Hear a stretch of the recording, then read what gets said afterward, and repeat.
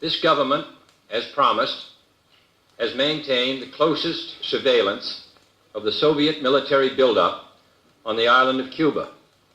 Within the past week, unmistakable evidence has established the fact that a series of offensive missile sites is now in preparation on that imprisoned island. The purpose of these bases can be none other than to provide a nuclear strike capability against the Western Hemisphere. The characteristic of these new missile sites indicate two distinct types of installations. Several of them include medium-range ballistic missiles capable of carrying a nuclear warhead for a distance of more than 1,000 nautical miles. Each of these missiles, in short, is capable of striking Washington, D.C., the Panama Canal, Cape Canaveral, Mexico City, or any other city in the southeastern part of the United States, in Central America, or in the Caribbean area.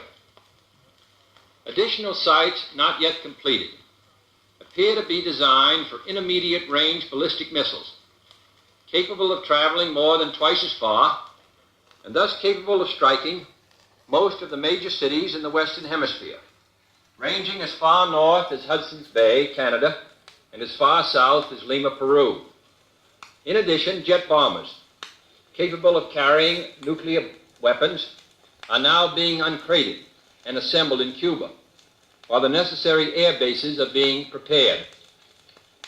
This urgent transformation of Cuba into an important strategic base by the presence of these large, long-range, and clearly offensive weapons of sudden mass destruction constitutes an explicit threat to the peace and security of all the Americas.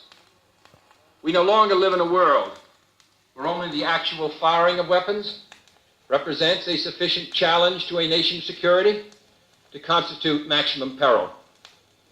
Nuclear weapons are so destructive, and ballistic missiles are so swift, that any substantially increased possibility of their use or any sudden change in their deployment may well be regarded as a definite threat to peace.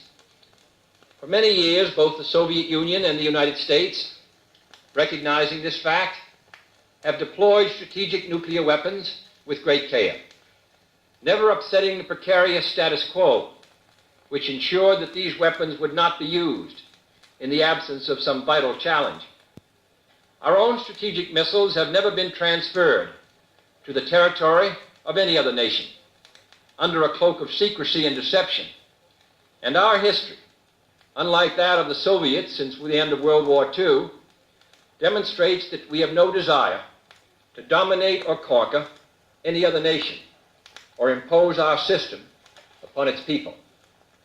Nevertheless, American citizens have become adjusted to living daily on the bullseye of Soviet missiles located inside the USSR or in submarines. In that sense, missiles in Cuba add to an already clear and present danger.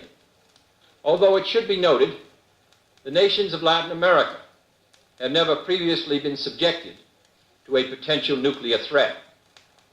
But this secret, swift, extraordinary buildup of communist missiles in an area well known to have a special and historical relationship to the United States and the nations of the Western Hemisphere, in violation of Soviet assurances and in defiance of American and hemispheric policy, this sudden, clandestine decision to station strategic weapons for the first time outside of Soviet soil is a deliberately provocative and unjustified change in the status quo, which cannot be accepted by this country if our courage and our commitments are ever to be trusted again by either friend or foe. The 1930s taught us a clear lesson. Aggressive conduct, if allowed to go unchecked and unchallenged, ultimately leads to war. This nation is opposed to war. We are also true to our word. Our unswerving objective, therefore, must be to prevent the use of these missiles against this or any other country, and to secure their withdrawal or elimination from the Western Hemisphere.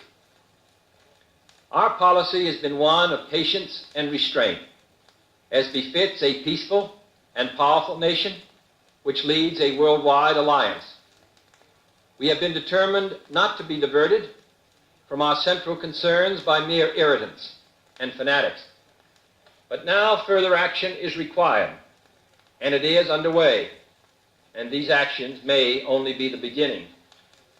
We will not prematurely or unnecessarily risk the course of worldwide nuclear war, in which even the fruits of victory would be ashes in our mouth. But neither will we shrink from that risk at any time it must be faced. Acting, therefore, in the defense of our own security and of the entire Western Hemisphere, and under the authority entrusted to me by the Constitution, as endorsed by the resolution of the Congress, I have directed that the following initial steps be taken immediately. First, to halt this offensive buildup, a strict quarantine on all offensive military equipment under shipment to Cuba is being initiated. All ships of any kind bound for Cuba, from whatever nation or port, where they're found to contain cargoes of offensive weapons, be turned back. This quarantine will be extended, if needed, to other types of cargo and carriers. We are not at this time, however, denying the necessities of life, as the Soviets attempted to do in their Berlin blockade of 1948. Second, I have directed the continued and increased close surveillance of Cuba and its military buildup. Should these offensive military preparations continue, thus increasing the threat to the hemisphere, further action will be justified. I have directed the armed forces to prepare for any eventualities.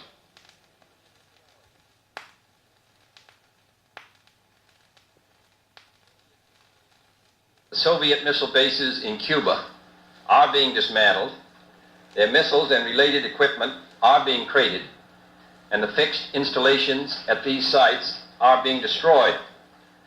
It is in keeping with the exchange of letters with Chairman Khrushchev of October 27th and 28th.